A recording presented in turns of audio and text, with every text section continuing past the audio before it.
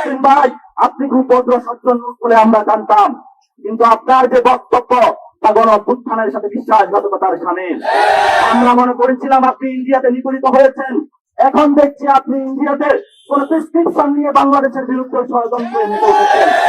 সবাইকে রাজপথে সজাগ দৃষ্টি থেকে বাংলাদেশের জনগণের পক্ষে আপনারা লোক সংখ্যায় কম বেশি হন, জুলাই গণঅভ্যুত্থানের রক্তের স্পিরিট নিয়ে বিভিন্ন জায়গায় আপনারা সজাগ দৃষ্টি রেখে বাংলাদেশের মানুষকে একটা প্যানগার্ড হিসাবে জাতীয় নাগরিক পার্টির কর্মকর্তা এবং কর্মচারী যারা রয়েছেন তারা আপনারা কাজ করবেন, কারণ আপনাদের হাতে রয়েছে ভবিষ্যৎ বাংলাদেশের স্বপ্ন।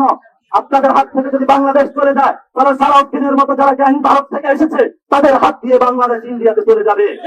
কারণ আমরা বলি সালাউদ্দিন যে প্রেসক্রিপশন নিয়ে এসেছে সেই প্রেসক্রিপশনের মধ্যে দিয়ে তারা মুজিববাদী এখানে সংবিধান রাখতে চায়। আমরা যতদিন বেঁচে আছি ততদিন মুজিববাদী সংবিধান চলবে না। আমরা যতদিন বেঁচে আছি বাংলাদেশে গণপরিষদ কায়েম হবে। আমরা যতদিন বেঁচে আছি বাংলাদেশে জাতীয় ইলেকশনের আগে স্থানীয় ইলেকশন হবে। আমরা যতদিন বেঁচে আছি এই পুনর্গঠন করে ছাড়বো ইনশাআল্লাহ।